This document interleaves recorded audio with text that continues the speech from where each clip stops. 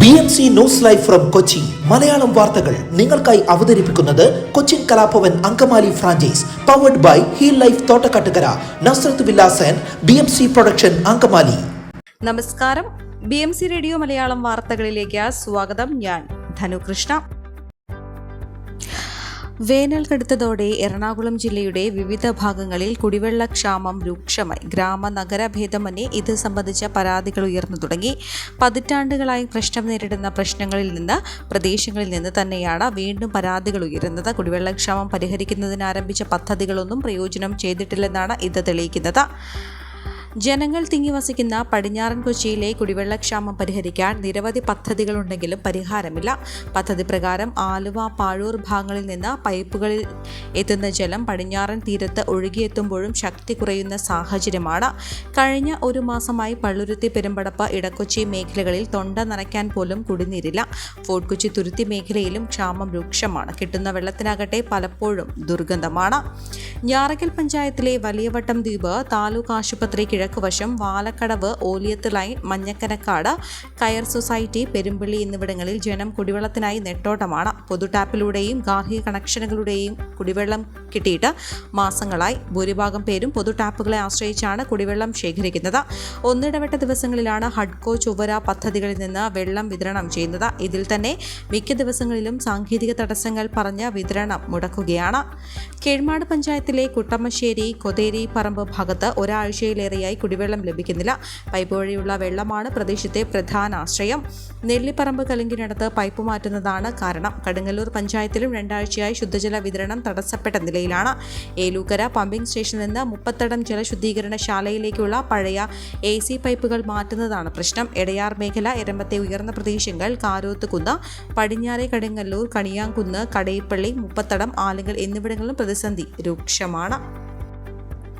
അമൃത് പദ്ധതിയിൽപ്പെട്ട 17 പദ്ധതികൾക്ക് 305 കോടി രൂപയുടെ ഭരണാനുമതി ലഭിച്ചതായി മേയർ M. അനിൽകുമാർ വ്യക്തമാക്കി. പദ്ധതി പുരോഗതി വിലയിരുത്താൻ ചേർന്ന കോർ കമ്മിറ്റി യോഗത്തിലാണ് ഇക്കാര്യം അറിയിച്ചത്. 24 പ്രവൃത്തികൾക്കായി 341.89 കോടി രൂപയാണ് ആകെ അനുവദിച്ചത്. ഭരണാനുമതി ലഭിച്ച 15 പദ്ധതികളിൽ 5 എണ്ണം ആരംഭിക്കുകയും ചെയ്തു. ഒന്നാം ഘട്ട അമൃത് പദ്ധതിയിൽ പൂർത്തീകരിച്ച 40 ലക്ഷം ലിറ്ററിന്റെ കല്ലൂർ ഓവർ ഹെഡ് ടാങ്കിൽ നിന്ന് 17 ലക്ഷം ലിറ്ററിന്റെ പച്ചാളം ഓവർ ഹെഡ് ടാങ്കിൽ നിന്നുമുള്ള വിതരണ ശൃംഖല ഉൾപ്പെടെ 15 പദ്ധതികളിൽ 7 എണ്ണത്തിന്റെ ടെൻഡർ നടപടികളാണ് ജല അതോറിറ്റിക്ക് പൂർത്തീകരിക്കാനുള്ളത്. വിവിധ പദ്ധതികൾക്കായി റോഡ് കുഴിക്കുന്നതിനും പൂർവ്വസ്ഥിതിയിലാക്കുന്നതിനും കൃത്യമായ ഷെഡ്യൂൾ തയ്യാറാക്കി.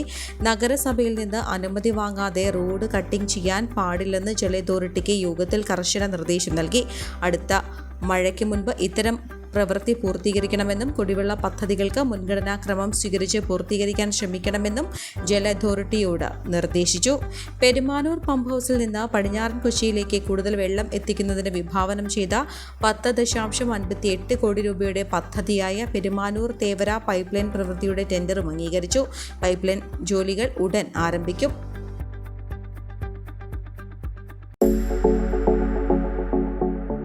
കോവിഡാനന്തര കാലഘട്ടത്തിൽ ജീവിതശൈലി രോഗങ്ങളുള്ളവർക്ക് സന്തുലിതമായ ആരോഗ്യ പരിപാലനത്തിന് ആലുവയ്ക്കടുത്ത് തോട്ടക്കാട്ടുകര ജംഗ്ഷനിൽ ഹീൽ ലൈഫ് തുറന്ന പ്രവർത്തനം ആരംഭിച്ചിരിക്കുന്നു.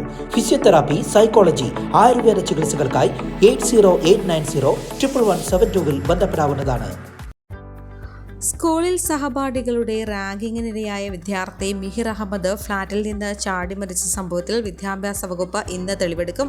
അന്വേഷണത്തിന് പൊതുവിദ്യാഭ്യാസ ഡയറക്ടർ എറണാകുളം ജില്ലാ കളക്ടറേറ്റിലെ വിദ്യാഭ്യാസ ഡെപ്യൂട്ടി ഡയറക്ടറുടെ ഓഫീസിൽ രാവിലെ 10:30 എത്തുന്നത്. കുട്ടിയുടെ മാതാപിതാക്കളോടും സ്കൂളുകാരോടും സ്കൂളിൽ ഹാജരാകാൻ നിർദ്ദേശം നൽകിയിട്ടുണ്ട്.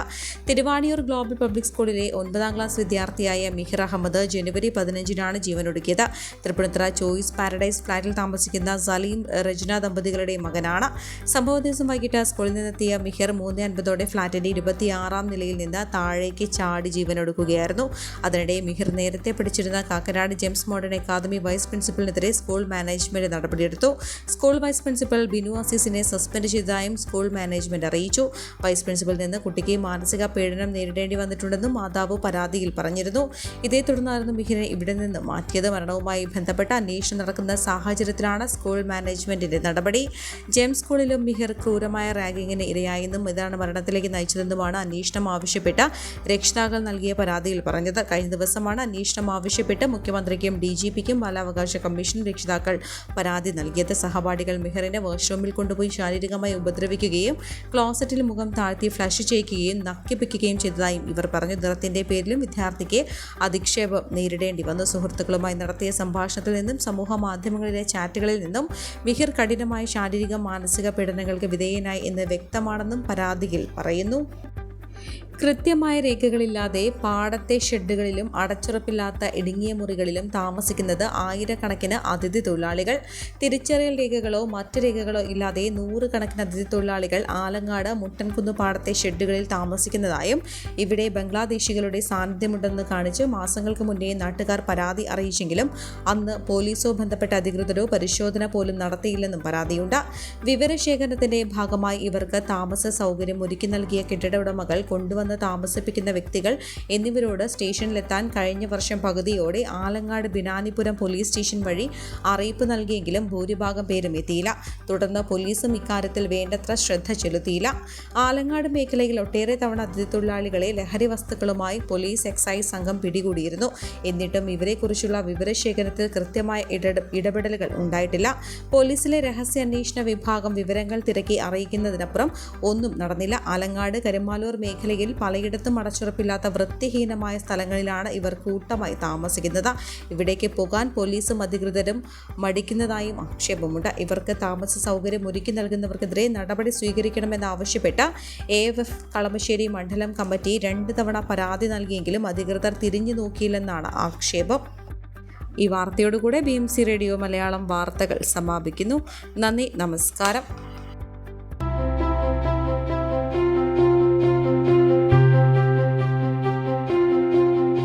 അങ്കമാലി പ്രദേശത്തെ കലാവിദ്യാർത്ഥികൾക്ക് സുവർണ അവസരം. ലോക പ്രശസ്ത കലാവിദ്യാലയമായ കൊച്ചിൻ കലാഭവന്റെ അങ്കമാലി ഫ്രാഞ്ചൈസി കരയാമ്പറമ്പിനടുത്ത് എളവൂർ കവലയിലുള്ള സ്പ്രിംഗ്ഫീൽഡ് കെട്ടിടത്തിൽ പ്രവർത്തനം ആരംഭിച്ചിരിക്കുന്നു. Classical dance, cinematic dance, Carnatic music, Zumba dance എന്നീ വിഷയങ്ങളിൽ പ്രഗത്ഭരായ അധ്യാപകർ ക്ലാസുകൾ നയിക്കുന്നു. കൂടുതൽ വിവരങ്ങൾക്ക് ബന്ധപ്പെടുക 9995208614.